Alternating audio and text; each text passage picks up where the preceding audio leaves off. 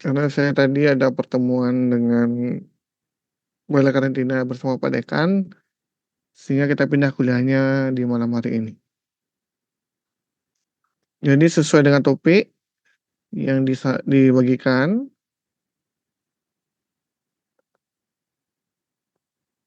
di sini kita akan membahas mengenai aspek reproduksi pada anjing kintamani.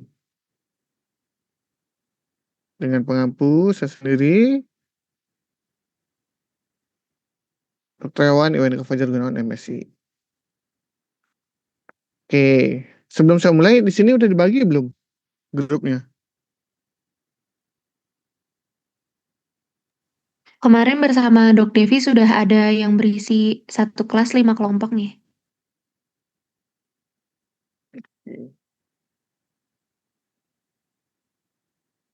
Satu kelompok 5. Berarti satu kelas ada berapa?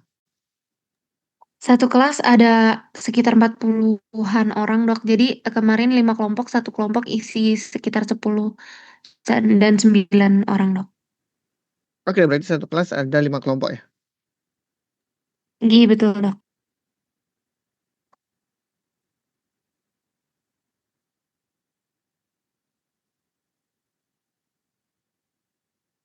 Baik.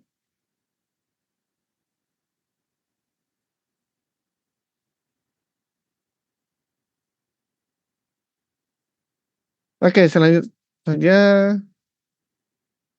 jadi pokok bahasan kita pada malam hari ini dibagi menjadi 3, yaitu pertama tentu anatomi, fisiologi, reproduksi anjing kintamani, kemudian siklus estrus untuk reproduksi anjing betina, dan inseminasi buatan untuk reproduksi hewan jantan.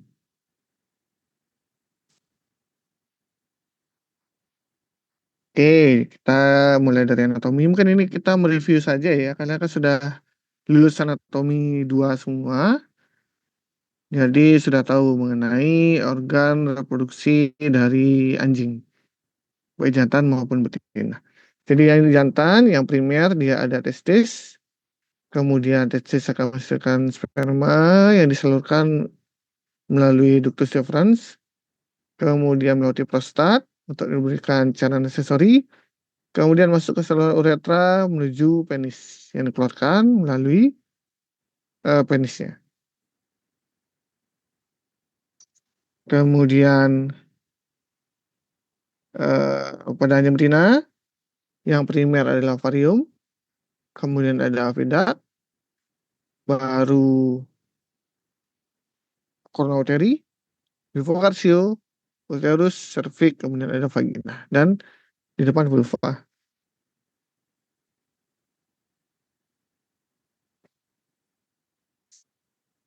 Nah, berikut reproduksi pada anjing kintamani mungkin tidak beda jauh dengan anjing pada umumnya.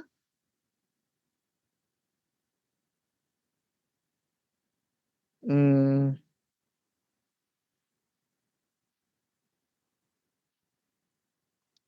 jadi dimulai dari lama estrus. Jadi lama estrus pada anjing betina kurang lebih selama 10 hari dengan panjangnya 9 sampai 13 hari. Adapun untuk pubertasnya atau dewasa kelaminnya, untuk jantan dia lebih lambat dengan rata-rata di usia 9 bulan dengan rentang 5 sampai 12 bulan. Sedangkan betina dia lebih awal dengan rata-rata 7,5 bulan dengan rentang 6,5 sampai 9 bulan. Dengan tipe operasi spontan dengan usia kehamilan rata-rata 63 hari dengan rentang 60 sampai 65 hari. Dengan jumlah anak kurang lebih 4 sampai 5 ekor dengan rentang 1 sampai 7. Ini 4,3 ini rata-rata secara umum ya. Jadi bukan anaknya yang 0,3. Jadi bukan anaknya sepertiga. Jadi dirata-ratakan sekitar 4 sampai 5. Dengan lama waktu menyusui sama seperti anjing pada umumnya 7 sampai 8 minggu.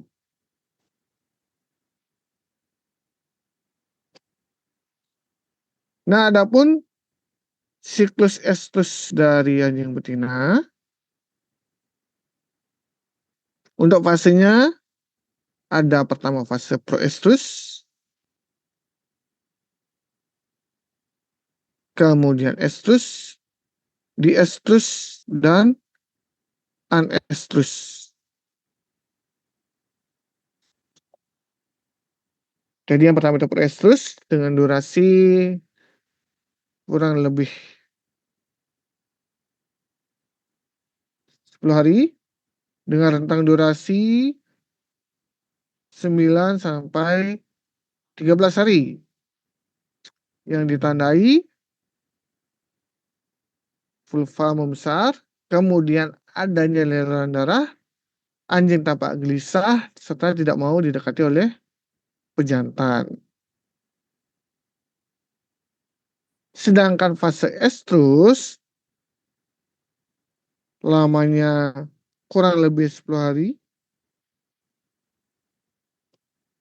kemudian dengan lama 9 sampai 13 hari. Ini sama ya proses dengan estrus, untuk rentangnya sama di anjing tamani, kemudian ditandai dengan keluarnya aliran pink hingga bening, kemudian mulai menggunakan pejantan dan siap dinaiki oleh pejantan atau dikawini. Kemudian di estrus dengan lama waktu rata-rata 61 hari, 52 sampai 72 hari, ditandai dengan vulva mengecil, tidak ada leleran, mulai menolak pejantan. Jika di fase ini terjadi kehamilan, maka diakhiri dengan kelahiran. Sedangkan anestrus lebih dari 100 hari, ovarium tidak aktif, kemudian tidak adanya leleran.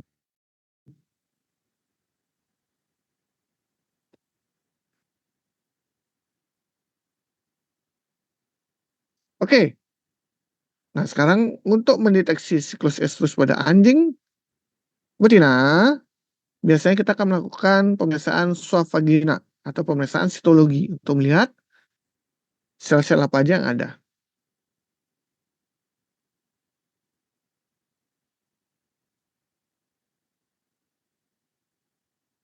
Jadi, kalian bisa lakukan swab vagina, kemudian taruh di objek gas, kalian warnai dan amati di bawah mikroskop untuk melihat sel apa aja yang ada,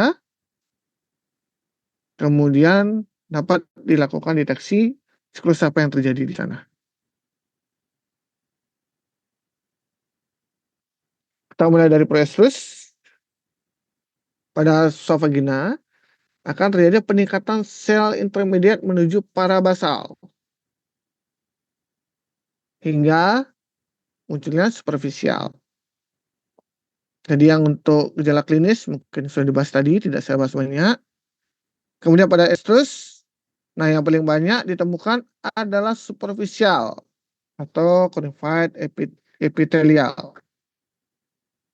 Jadi paling banyak nanti yang superficial. Kalau yang proestrus dari intermediate, parabasal masih banyak, superficialnya sedikit.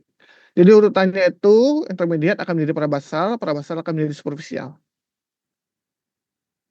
Untuk sel-sel di vagina. Sedangkan pada fase estrus di estrus ditandai dengan tidak ditemukannya superficial. Jadi yang banyak parabasalnya di sini. Sedangkan anestrus dia mirip, tidak ada superficial, lebih banyak intermediate, dan terkadang ditemukan sel darah putih. Oke, ini contohnya untuk sitologinya. Jadi proestrus ketemu parabasal, dia parabasal ini intinya masih di tengah, masih di last bentuknya. Kemudian yang mulai melebar ini adalah intermediate. Jadi dia peralihan menuju ke superficial. Nah, yang superficial dia lebar, intinya sudah mulai hilang. Ini yang superficial. Jadi yang parabasal itu dia intinya jelas, intermediate yang mulai melebar. Yang di estrus superficial sudah mulai turun.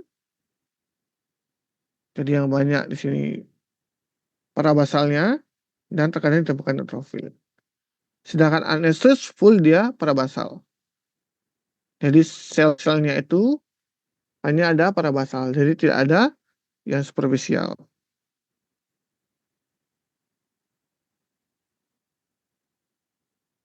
Oke,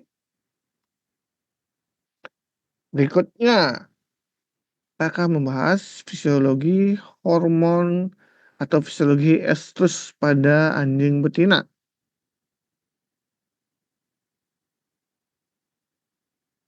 Ini kalau boleh tahu kalian semester berapa ini? Semester 6 gitu, Dok.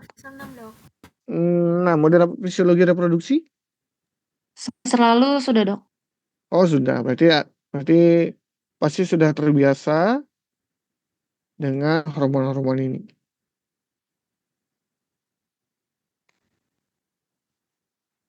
Jadi di sini akan ada 4 hormon yang berpengaruh. Pertama FSH. Apa itu FSH? Follicle stimulating hormone, Dok.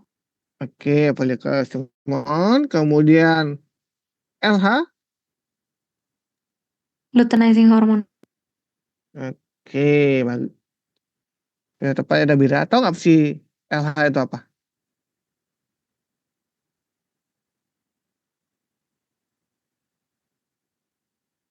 Fungsi LH adalah Memicu Izin dok, ovulasi, Dok. mhm. Tadi ada menambahkan Memicu ovulasi dan mungkin produksi untuk merangsang produksi progesteron. progesteron. Oke, ini sudah tepat. Kemudian E2 apa E2?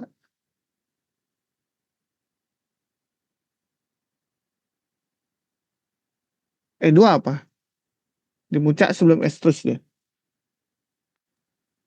Estrogen, Dok. Oke, sudah tepat ya. Oke, nggak jadi saya bilang ke doos untuk remedi kalian riset. Oke, jadi sudah tepat. Jadi 4 hormon ini akan berpengaruh. Jadi kita bahas mulai dari anestrus saja. Jadi selama anestrus karena dia ovarium tidak aktif, maka FSH akan stabil. Estrogen ya naik turun, sedangkan LH dia bergejolak. Progesteron tentu dia tidak akan terlihat. Seperti ini grafiknya. Nah, ketika fase proestrus, FSH akan mulai turun. Karena di fase ini akan terjadi pematangan dari ovum. Nah, sehingga dengan matangnya ovum menghasilkan hormon estrogen. Nah, estrogennya akan naik. Nah, di akhir FSH akan ikut naik. Fase 0 dari estrus pada anjing kita menyebutnya LH puncak. Ketika hormon luteinizing berada di puncaknya. Hari ke-0 ini kita sebut dengan hari LH puncak. Jadi ini fase folikular. Ketika terjadi lonjakan LH, maka terjadi ovulasi. Keluarnya sel telur dari ovarium. Nah, setelah terjadi ovulasi, maka akan terjadi penurunan ketiga hormon ini. Setelah terjadi ovulasi, maka akan terbentuk apa yang di ovarium yang akan menghasilkan progesteron? Lukanya itu akan menjadi apa? korpus luteum dok. Oke, akan terjadi korpus luteum yang menghasilkan progesteron, sehingga progesteron akan naik. Nah, di sini kenapa di sini ada namanya ovulasi komplit? Setelah diovulasikan, sel telur tidak bisa langsung dibuahi. Dia akan menunggu 1-2 hari untuk pematangan. Setelah itu baru bisa dibuahi oleh sperma. Nah, ketika progesteron naik, disinilah akan terjadi fase diestrus. Karena ada korpus luteum sehingga disebut fase luteal. Nah, di fase diestrus, bunting tidak bunting, pada anjing kadar progesteron akan tinggi. Sehingga banyak kasus adanya pseudopregnancy.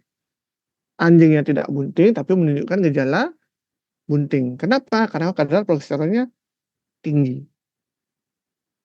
Pada hewan bunting maupun tidak di anjing. Seperti itu. Oke, selanjutnya dulu. Oke, maaf.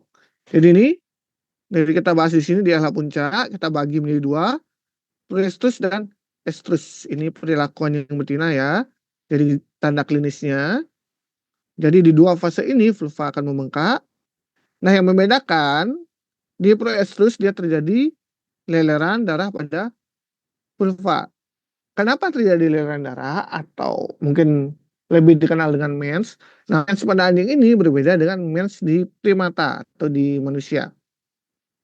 Kalau di manusia, mens terjadi karena luruhnya penebalan dari dinding uterus. Jadi kan ketika masa subur akan terjadi penebalan pada dinding uterus yang untuk menerima dari embrio, nanti akan menempel. Jika tidak ada embrio, akan terjadi luruh. Nah, luruhnya ini akan menjadi mens di manusia. Sedangkan di anjing, terjadi leleran darah ini karena terjadi penebalan dari dinding vagina.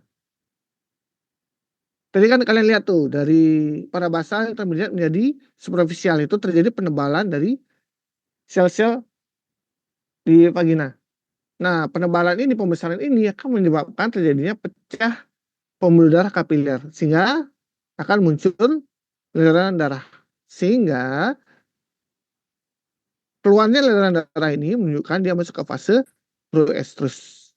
Nah, ketika nanti dia sudah tebal, sudah siap untuk terjadinya pembuahan, maka dia akan masuk ke fase estrus. Nah, keluar bukan darah, tapi leleran, pink hingga bening. Jadi di estrus siap dikawinkan, sedangkan di proestrus dia masih menolak pejantan. Di fase estrus dia akan menerima pejantan.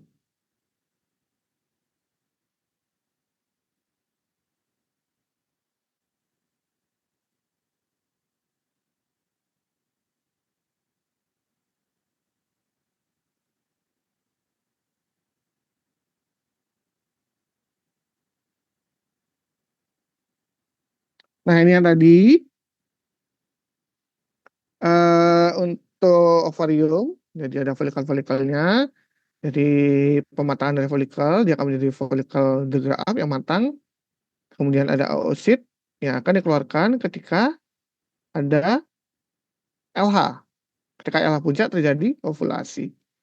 Kantong ini akan menjadi korpus luteum yang menghasilkan progesteron. Oke, sebelum saya lanjut, ada yang mau ditanyakan untuk topik ini?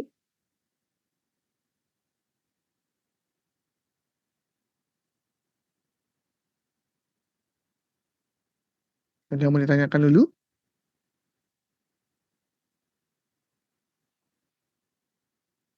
Untuk saat ini belum ada nggih, dokter.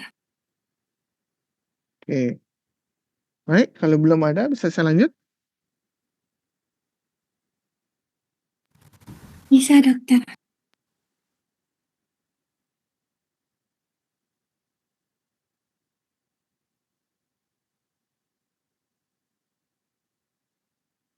Baik, saya lanjut dengan topik yang berikutnya, inseminasi buatan pada anjing.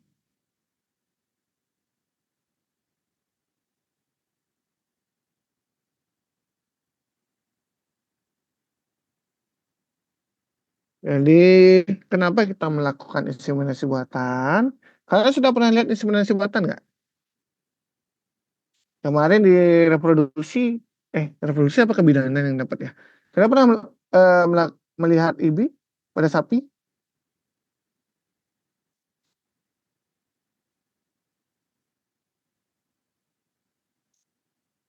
Sudah pernah lihat?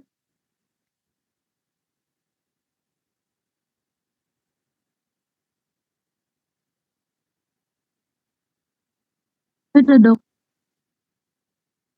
Sudah. sudah dok. Kira-kira kalau di sapi kenapa dilakukan inseminasi buatan?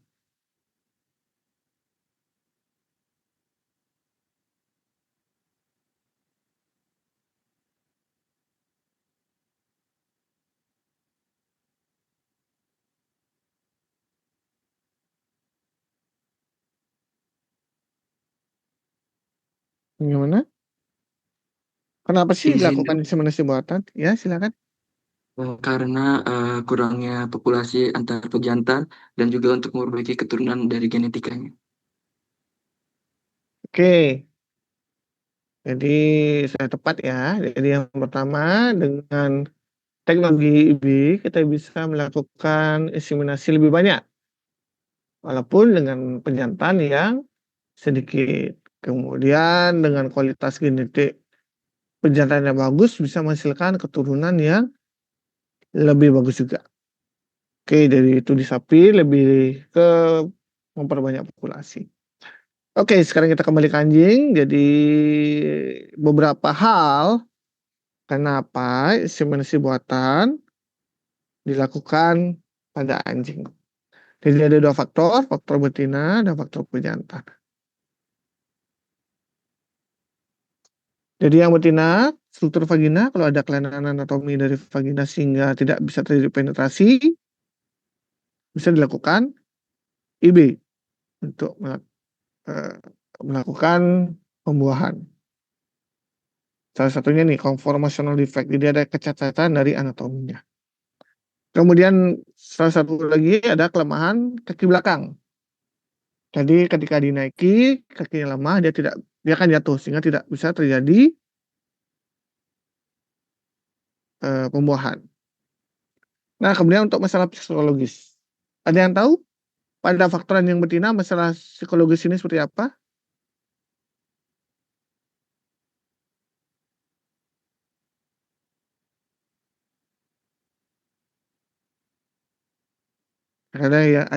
Ada pengalaman nggak menemukan kenapa sih dilakukan IB karena masalah psikologis, masalah psikologis di betinanya?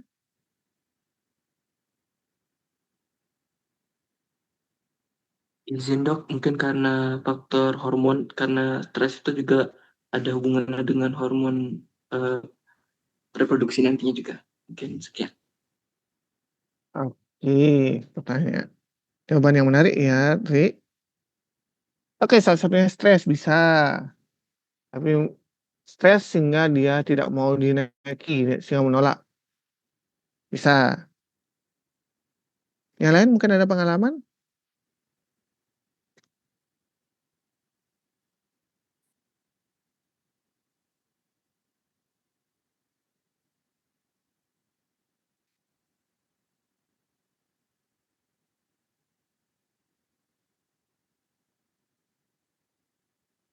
Ada pengalaman yang lain? Yang pernah ngawinin anjingnya nggak? Terus menjodohkan anjingnya nggak? Tapi ternyata ketika sampai pejantannya ditolak oleh betinanya. Yang pernah punya pengalaman seperti itu? Izin masuk mungkin trauma dok. Trauma, trauma digigit di betinanya. Bisa juga. Jadi karena pernah trauma di apa? Dia bertengkar ketika dikumpulkan, mungkin bisa menjadi psikologis ke betinanya.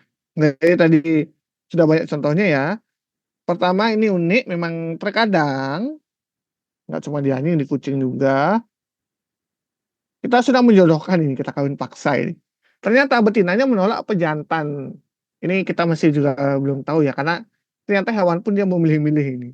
Mungkin kalian sering ketemu.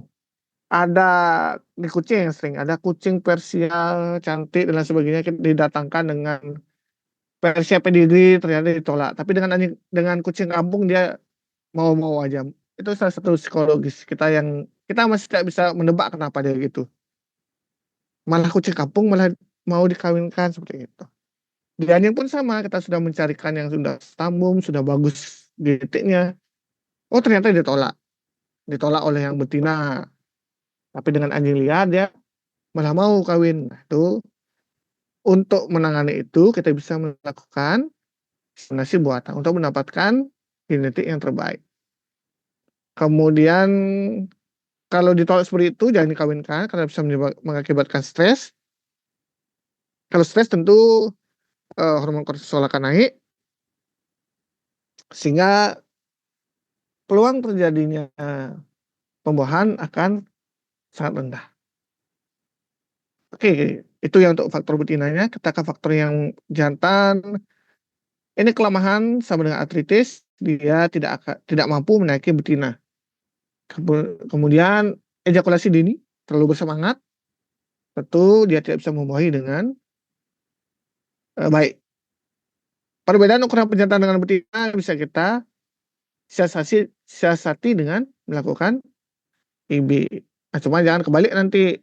Ternyata betinanya lebih kecil dibandingkan pejantannya. Nanti kalian bisa melakukan sesar.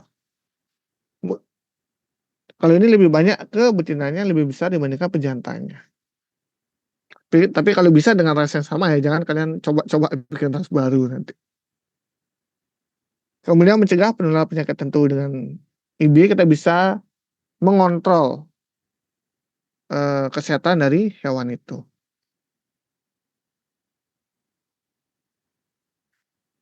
Oke, kita lanjut. Bagaimana sih tahapan-tahapan melakukan IB?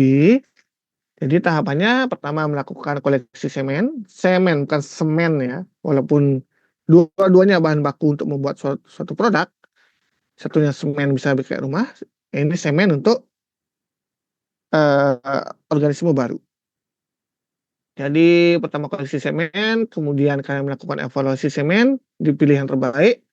Ketiga kalian melakukan pengenceran atau penyimpanan.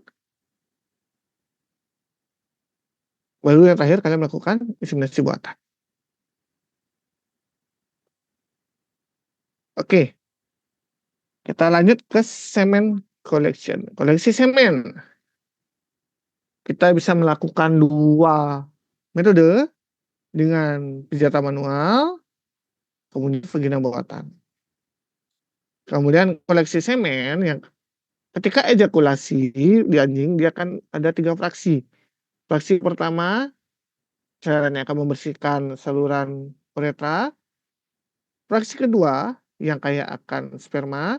Kemudian fraksi ketiga yaitu cairan aksesori yang akan membantu menunjang kehidupan daripada sperma itu sendiri. Rata-rata untuk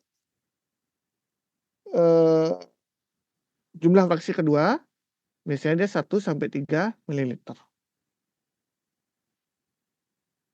Jadi kalau koleksi usahakan fraksi kedua yang kaya akan sperma. Metode pemijatan manual. Kalian bisa menggunakan glove. Gunakan yang non latex karena latex akan membunuh sperma. Atau jangan menggunakan sama sekali. Caranya pijat secara lembut penis. Kalian sudah tahu lah anatomi untuk organ jantan. Dari prepotium hingga ke belakang. Ke belakang bulbus. Kalian tahu bulbus glandis kan? Segera setelah penis ereksi. Jadi mulai dari prepotium kalian pijat hingga dia ereksi. Kalian lakukan pijatan yang konstan dari prepotium hingga ke bulbus dengan jari mulut cincin. Nah, di sini yang kalian harus perhatikan untuk anjing kintamani. Ini di kintamani ya. Dia itu cukup waspada. Kemudian kalian tidak bisa rame-rame. Jadi kintamani ini karakternya itu dia anjing penjaga yang cukup waspada. Jadi usahakan ketika melakukan koleksi semen tidak lebih dari 3 orang. Mungkin berdua lebih bagus. Jadi kalian lakukan pemijatan manual. Nah kemudian sesaat sebelum ejakulasi, biasanya anjing ketaman ini akan berada pada fase-fase yang sensitif. Jadi jangan diganggu atau jangan salah gerak atau kalian bisa digigit. Jadi ada fase krusialnya. Nah, ketika dia akan ejakulasi, kalian bisa lakukan bantuan manipulasi. Bisa dengan menggaruk bagian dada anjing agar dia lebih rileks.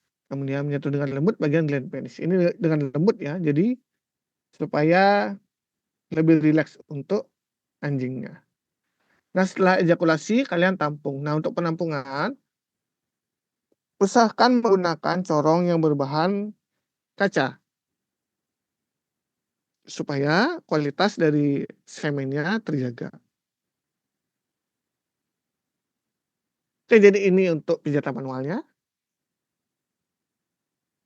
Oke, kalian bisa bayangkan dari metode yang tadi. Cuma yang harus diperhatikan di anjing ketamani khususnya, dia itu cukup galak atau sangat waspada, sehingga ketika sudah ada mendekati ejakulasi, kalian bisa bantu dengan merilekskannya dengan menggaruk bagian dada anjing.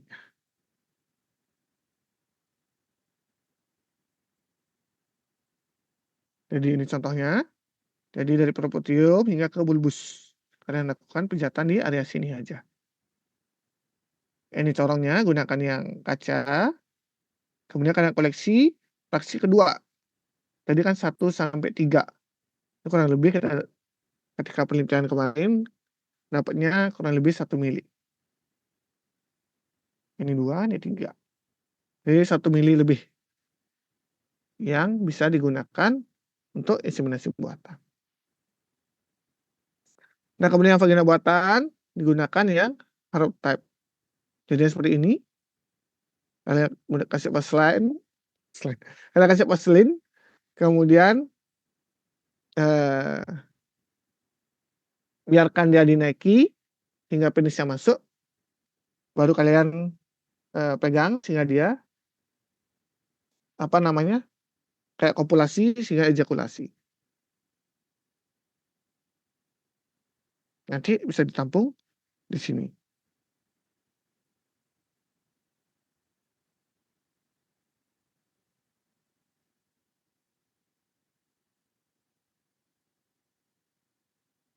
Nah, setelah dapat nih udah koleksi semennya,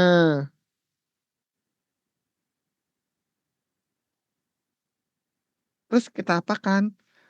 Kita akan melakukan evaluasi semen. Nah, evaluasi semen ini merupakan syarat untuk mengecek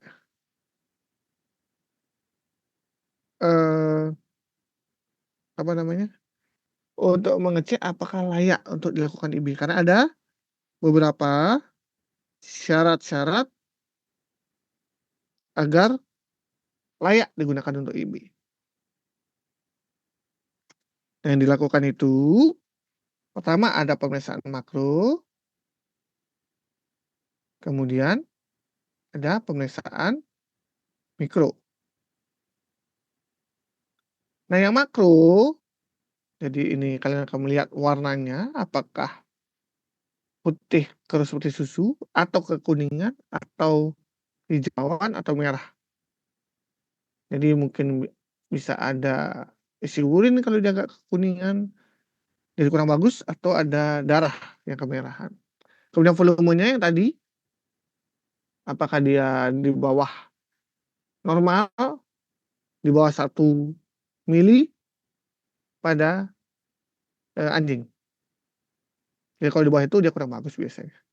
Kemudian secara mikroskopis ada motilitas, viabilitas atau hidup mati, kemudian ada morfologinya. Ini yang umum ya, walaupun nanti akan ada yang lebih advance, lebih detail seperti DNA fragmentasi, tapi itu cukup jarang digunakan, kecuali untuk riset. Untuk saat ini yang umum digunakan motilitas, viabilitas, dan morfologinya. Nah, untuk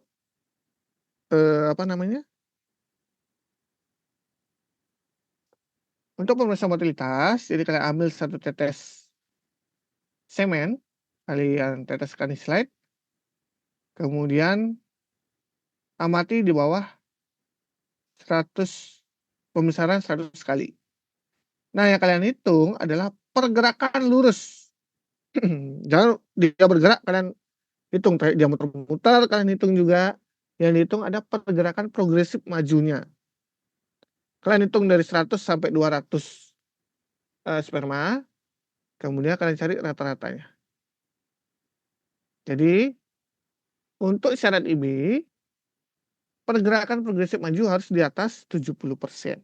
Baru bisa dilanjutkan untuk IB. Nah, kemudian pemeriksaan viabilitas. Pewarnaan yang ada banyak pewarnaan, ada toluene blue, eosin, kemudian yang umum digunakan adalah ini, eosin nigrosin staining. Jadi eosin ini akan mewarnai sperma, sedangkan nigrosin akan mewarnai latarnya. Bagaimana kita mengetahui spermanya hidup atau mati? Nah, sperma yang hidup, maka integritas atau kekuatan dari dinding kepala sperma dia masih bagus. Jadi dia tidak akan menyerap warna merah dari eosin. Nah, ketika sperma itu mati, maka dia akan kehilangan integritas membrannya. Jadi dindingnya itu akan luruh sehingga eosin akan masuk ke sperma sehingga dia akan terwarnai dengan warna merah. Ini sama kalian hitung sejumlah 100 semen yang layak dilanjutkan untuk IB harus di atas 80% sperma yang hidup. Jadi ini contohnya, ini pewarna nigrosin, dia akan hitam di belakangnya. Kemudian kalau dia hidup, maka dia akan tidak terwarnai putih ini. Nah, sedangkan kalau terwarnai, dia akan seperti ini.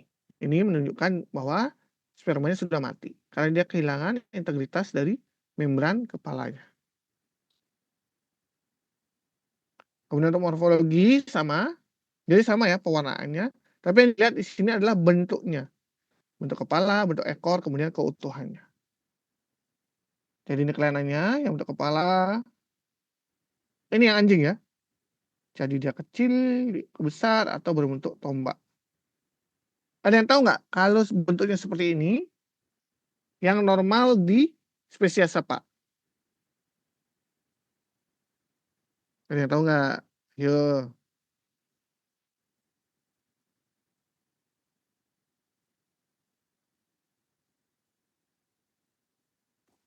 Izin dok, Hmm?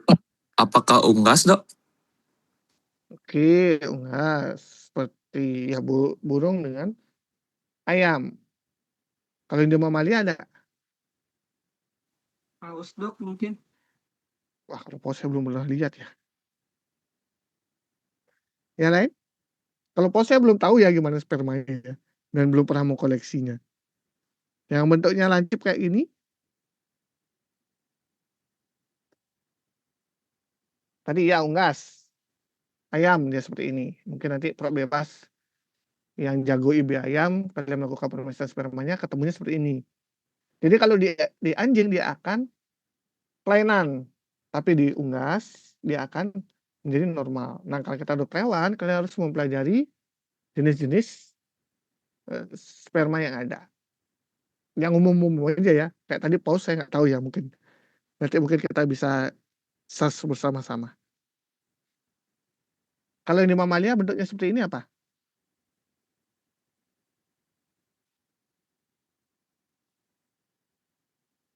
Belum ketemu. Oke, yang satu lagi mencit. Tikus bentuknya seperti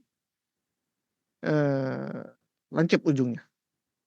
Nah, cuma di anjing dia kelainan. Jadi nanti kalau di mencit atau unggas kalau ketemu yang bulat itu kelainan. Sedangkan di anjing kalau ketemu yang lancip dia itu kelainan. Jadi kalian harus mengetahui morfologi sperma normal dari spesies itu. Kemudian di kepala dia ada double head atau triple atau jumlahnya tidak normal. Kemudian terjadi ekor yang terikat, tentu ini dia bergerak tidak normal. Kemudian middle pitch dia panjang untuk middle-nya.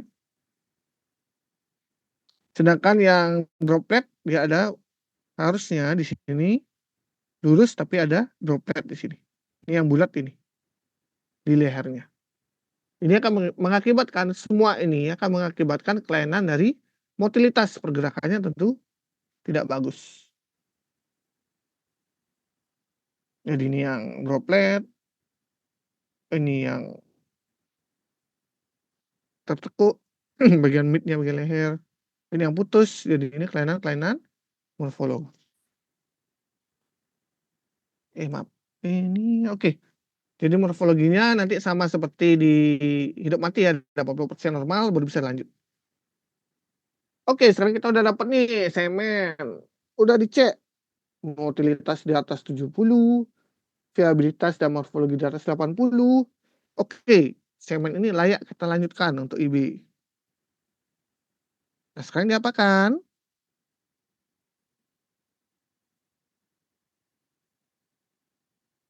Dilakukan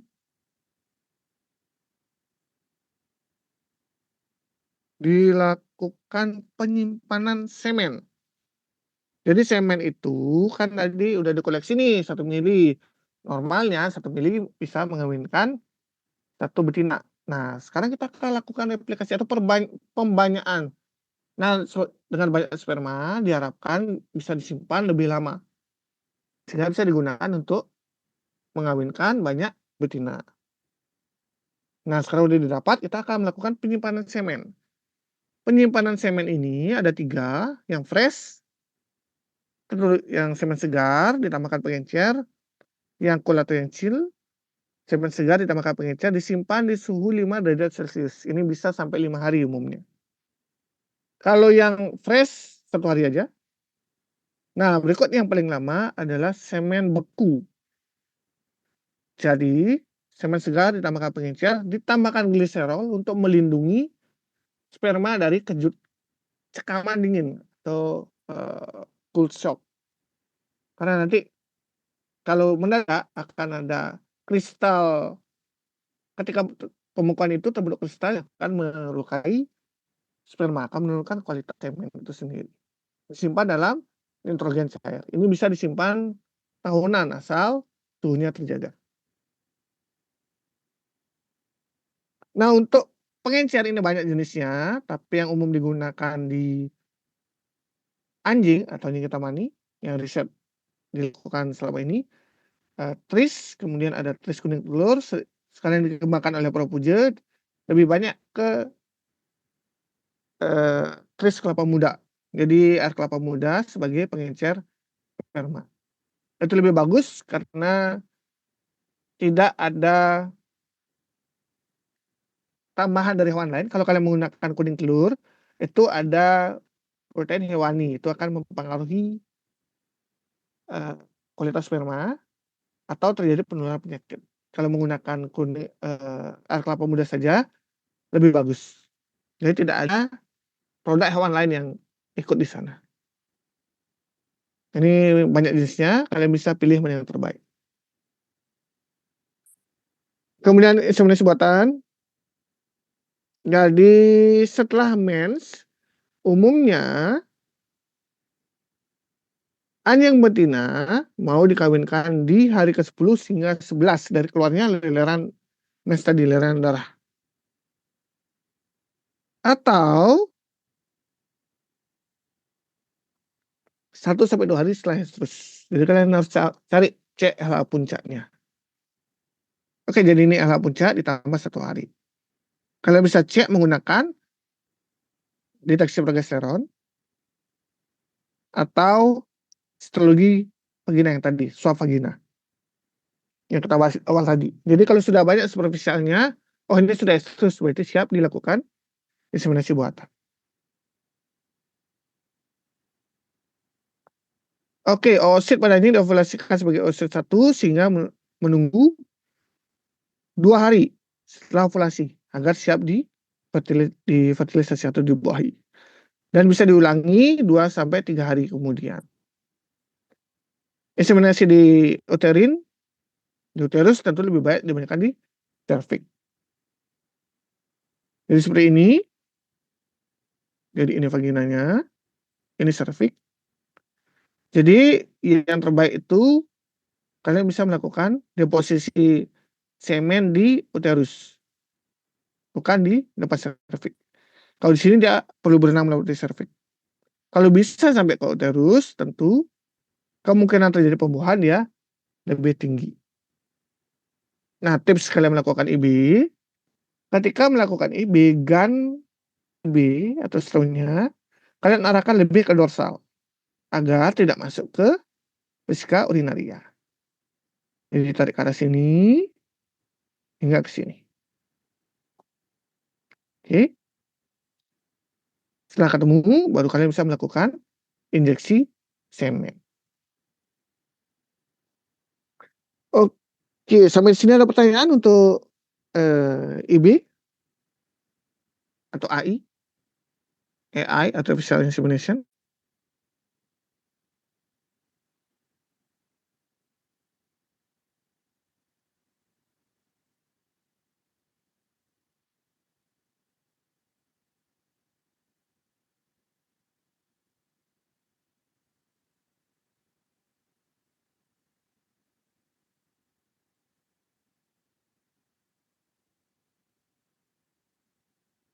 Ada yang mau ditanyakan dulu mengenai IB pada anjing?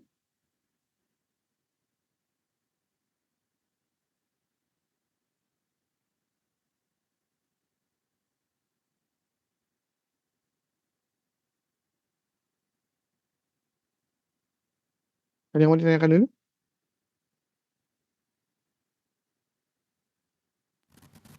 Mungkin sejauh ini belum ada, dokter. Oke, kalau belum ada, oke, ini referensi yang bisa kalian baca mengenai reproduksi pada anjing, khususnya anjing ramani. Oke, kalau tidak ada pertanyaan, di jadwal berarti minggu depan kalian presentasi ya?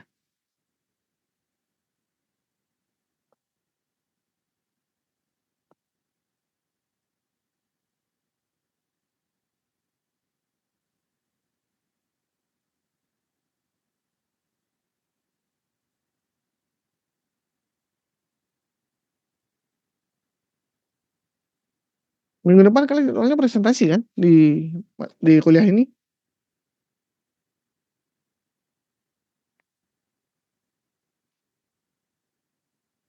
Untuk Korti? Betul, dokter. Namun untuk keterangan tugasnya dari tiap dosen berbeda, Ki. Jadi mungkin dari Dok Niko untuk presentasinya apakah ada ketentuan-ketentuan atau topik per kelompok yang harus dibagi? Kalian ada berapa kelompok tadi? 5 ya satu kelas ya? 5 apa 4? Per kelas 5 kelompok, jadi totalnya ada 20 kelompok, Dok. Oke, 5. Untuk kelompok 1, anatomi fisiologi reproduksi anjing ketamani. Kelompok 2,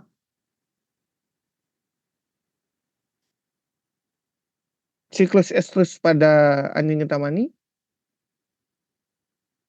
Kelompok 3, mengenai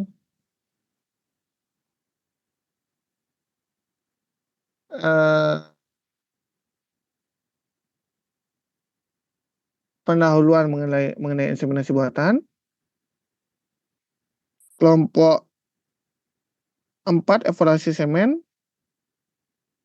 Kelompok 5, metodologi inseminasi buatan pada anjing ketamani.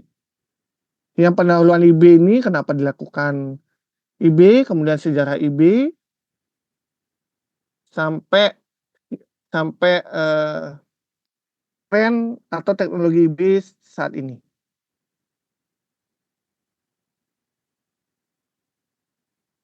Sudah cukup jelas?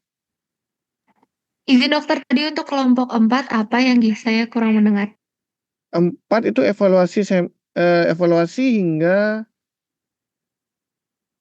dari evaluasi semen hingga proses pengenceran.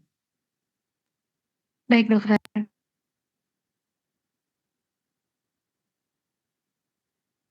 Izin dok, Hmm, untuk kelompok 1 anatomi fisiologi reproduksi anjing Kintamani ya? Iya, Baik, makasih dok. oke baik.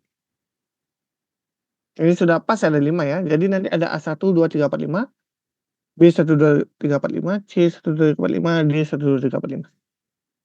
Nanti kalian bikin PPT, saya cukup PPT aja.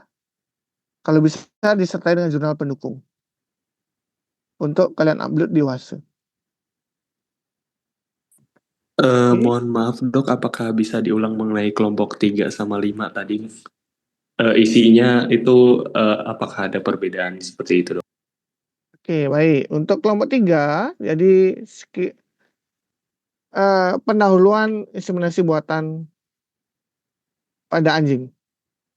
Jadi itu mencakup sejarahnya, kemudian kenapa dilakukan, kemudian tren pengembangan IB saat ini. Jadi metode yang ada apa aja yang dari awal hingga yang sampai saat ini. Sedangkan yang kelima dia lebih ke teknik IB. Jadi tekniknya bagaimana sih memilih pejantan, memilih betina, memposisikan betinanya, memasukkan gan, seperti itu. Sudah didapat perbedaannya?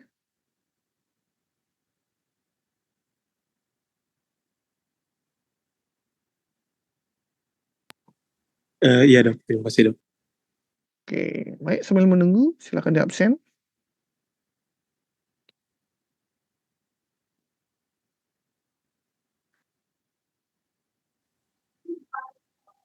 Izin bertanya dok, tadi untuk yang kelompok 2 untuk topiknya apa nih? Soalnya masih putus-putus tadi dok. 2 ya? 2 itu siklus estrus pada anjing betina. Siklus estrusnya dia. Hormon apa yang berperan, bagaimana prosesnya, dan lain sebagainya. Baik dok.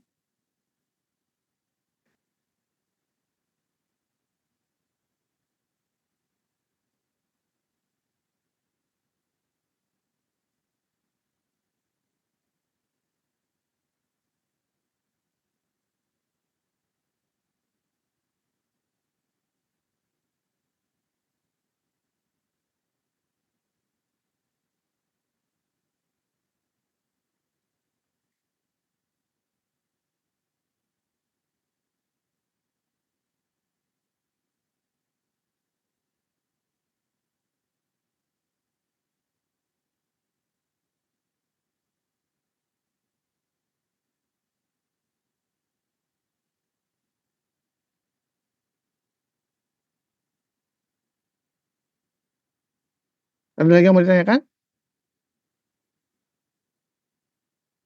Izin memastikan dok, berarti PPT aja ya tanpa paper. Iya, PPT aja, tapi dilengkapi dengan jurnal pendukungnya ya. Baik, makasih dok. Oke, sama-sama.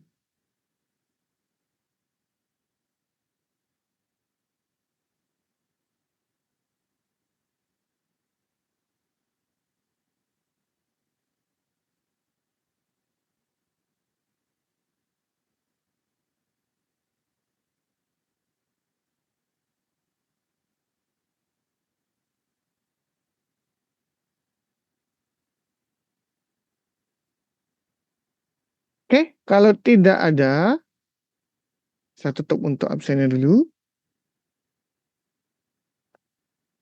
Kalau tidak ada tanya lagi, maka saya cukupkan kuliah kita untuk malam hari ini. Saya ucapkan terima kasih. Sampai ketemu lagi minggu depan. Nanti untuk slot pengumpulannya saya akan buka di WhatsApp. Jadi kalian bisa upload di sana dulu. Sampai ketemu minggu depan. Saya ucapkan terima kasih. Selamat malam dan kalian bisa left room ini. malam. Terima kasih, Dok. Selamat malam, terima kasih dok. Baik.